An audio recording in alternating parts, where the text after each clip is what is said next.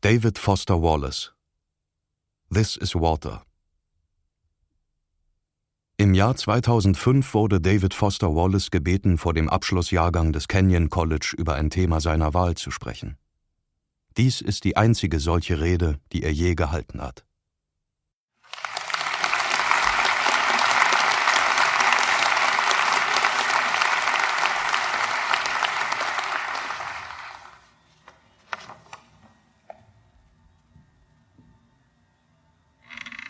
If anybody feels like perspiring, I'd invite you to go ahead because I'm sure going to. In fact, I'm going to get a hanky right here.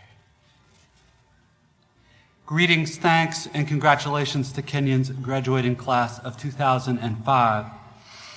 There are these two young fish swimming along, and they happen to meet an older fish swimming the other way, who nods at them and says, "Morning, boys, how's the water?" And the two young fish swim on for a bit, and then eventually one of them looks over at the other and goes, "What the hell is water?" This is a standard requirement of U.S. commencement speeches, the deployment of didactic little parable-ish stories. The story thing turns out to be one of the better, less bullshitty conventions of the genre. But if you're worried that I plan to present myself here as the wise older fish explaining what water is to you younger fish, please don't be. I am not the wise old fish. The point of the fish story is merely that the most obvious, important realities are often the ones that are hardest to see and talk about. Stated as an English sentence, of course, this is just a banal platitude. But the fact is that in the day-to-day trenches of adult existence, banal platitudes can have a life or death importance. Or so I wish to suggest to you on this dry and lovely morning. Of course, the main requirement of speeches like this is that I'm supposed to talk about your liberal arts education's meaning, to try to explain why the degree you're about to receive has actual human value instead of just a material payoff. So let's talk about the single most pervasive cliche in the commencement speech genre, which is that a liberal arts education is not so much about filling you up with knowledge as it is about, quote, teaching you how to think. If you're like me as a student, you've never liked hearing this, and you tend to feel a bit insulted by the claim that you've needed anybody to teach you how to think, since the fact that you even got admitted to a college this good seems like proof that you already know how to think. But I'm going to posit to you that the liberal arts cliche turns out not to be insulting at all, because the really significant education in thinking that we're supposed to get in a place like this isn't really about the capacity to think, but rather about the choice of what to think about. If your total freedom of choice regarding what to think about seems too obvious to waste time discussing, I'd ask you to think about fish and water and to bracket for just a few minutes your skepticism about the value of the totally obvious. Here's another didactic little story. There are these two guys sitting together in a bar in the remote Alaskan wilderness. One of the guys is religious, the other's an atheist, and the two are arguing about the existence of God with that special intensity that comes after about the fourth beer. And the atheist says, "Look, it's not like I don't have actual reasons for not believing in God. It's not like I haven't ever experimented with the whole God and prayer thing. Just last month, I got caught away from camp in that terrible blizzard, and I was totally lost, and I couldn't see a thing, and it was 50 below. And so I tried it. I fell to my knees in the snow and cried out, 'Oh God, if there is a God, I'm lost in this blizzard and I'm going to die if you don't help me.' And now, in the bar, the religious guy looks at the atheist all puzzled. 'Well, then you must believe now,' he says. 'After all, here you are, alive.' The atheist just rolls his eyes. 'No, man, all that was a couple Eskimos happened to come wandering by and they showed me the way back to camp.' It's easy to run this story through a kind of standard liberal arts analysis. The exact same experience can mean two totally different things to two different people, given those people's two different belief templates and two different ways of constructing meaning from experience. Because we prize tolerance and diversity of belief, nowhere in our liberal arts analysis do we want to claim that one guy's interpretation is true and the other guy's is false or bad. Which is fine, except we also never end up talking about just where these individual templates and beliefs come from, meaning where they come from inside the two guys. As if a person's most basic orientation toward the world and the meaning of his experience were somehow just hardwired, like height or shoe size, or automatically absorbed from the culture, like language. As if how we construct meaning were not actually a matter of personal, intentional choice.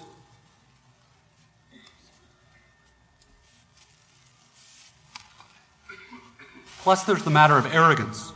The non-religious guy is so totally certain in his dismissal of the possibility that the passing Eskimos had anything to do with his prayer for help.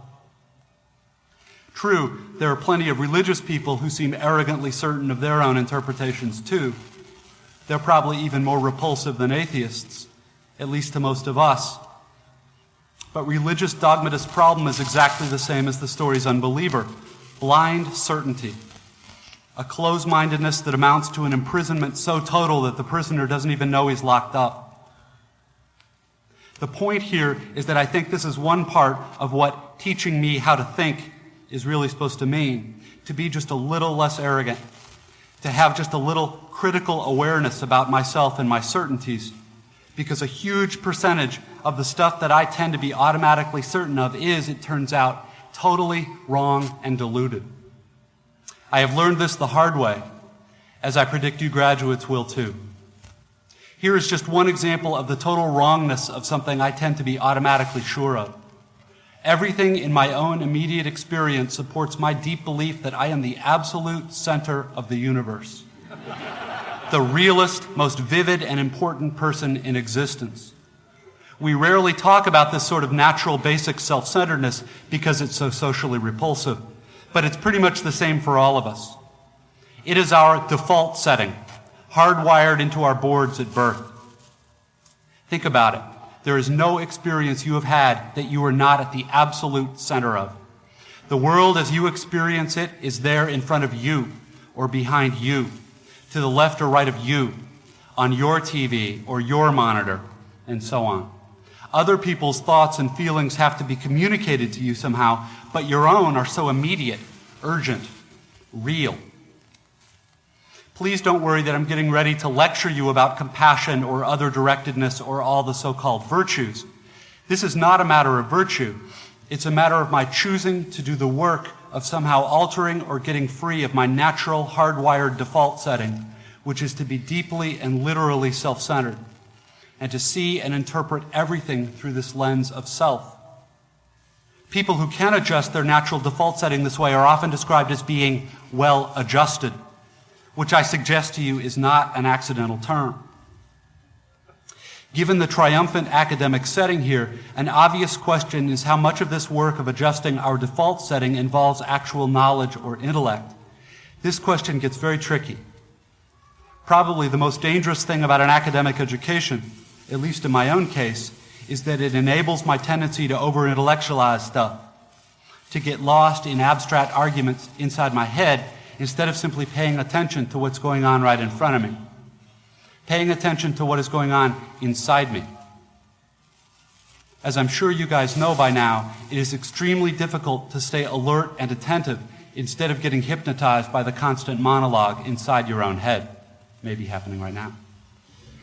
20 years after my own graduation, I have come gradually to understand that the liberal arts cliché about teaching you how to think is actually shorthand for a much deeper, more serious idea.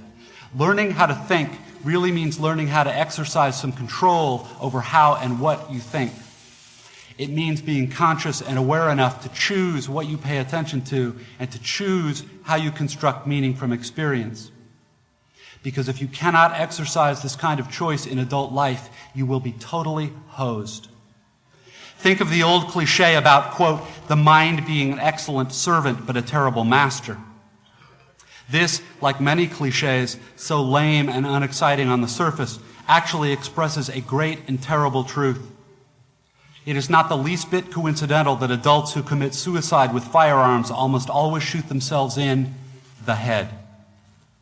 They shoot the terrible master. And the truth is that most of these suicides are actually dead long before they pull the trigger. And I submit that this is what the real, no bullshit value of your liberal arts education is supposed to be about. How to keep from going through your comfortable, prosperous, respectable adult life dead, unconscious. a slave to your head and to your natural default setting of being uniquely, completely, imperially alone, day in and day out. That may sound like hyperbole or abstract nonsense. Let's get concrete. The plain fact is that you graduating seniors do not yet have any clue what day in, day out really means. There happen to be whole, large parts of adult American life that nobody talks about in commencement speeches. One such part involves boredom, routine, and petty frustration. The parents and older folks here will know all too well what I'm talking about. By way of example, let's say it's an average adult day and you get up in the morning, go to your challenging white-collar college graduate job, and you work hard for 8 or 10 hours, and at the end of the day you're tired and somewhat stressed, and all you want is to go home and have a good supper and maybe unwind for an hour and then hit the sack early because, of course, you have to get up the next day and do it all again. But then you remember there's no food at home. You haven't had time to shop this week because of your challenging job. And so now, after work, you have to get in your car and drive to the supermarket. It's the end of a work day, and the traffic is apt to be very bad. So getting to the store takes way longer than it should. And when you finally get there, the supermarket is very crowded because, of course, it's the time of day when all the other people with jobs also try to squeeze in some grocery shopping. And the store is hideously, fluorescently lit and infused with soul-killing Muzak or corporate pop. And it's pretty much the last place you want to be. But you can't just get in and quickly out. You have to wander all over the huge, overlit store's confusing aisles to find the stuff you want.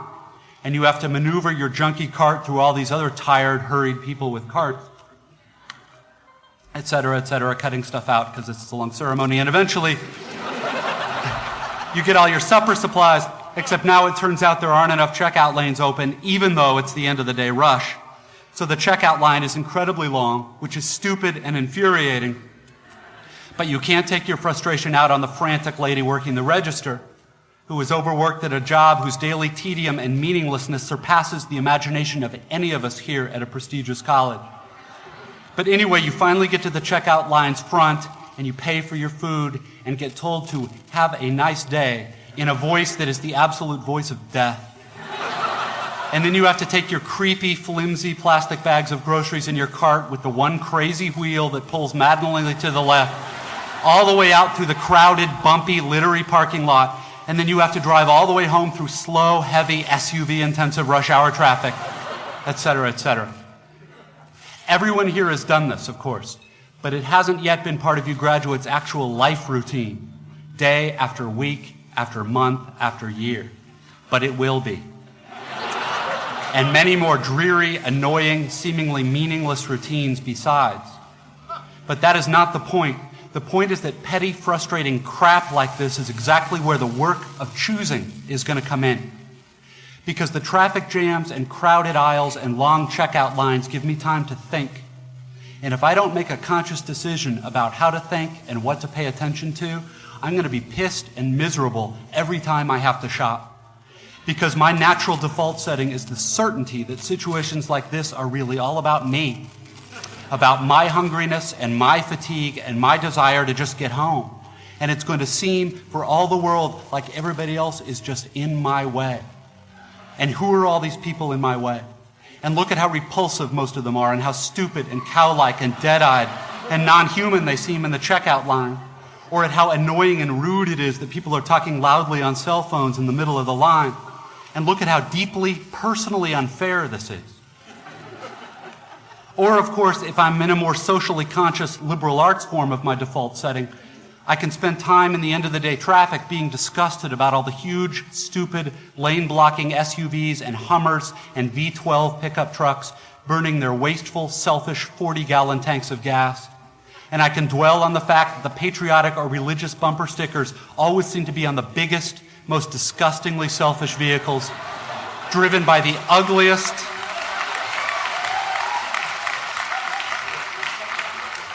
see, this is an example of how not to think. Biggest, most disgustingly selfish vehicles driven by the ugliest, most inconsiderate and aggressive drivers. And I can think about how our children's children will despise us for wasting all the future's fuel and probably screwing up the climate, and how spoiled and stupid and selfish and disgusting we all are. and how modern consumer society just sucks, and so on and so forth.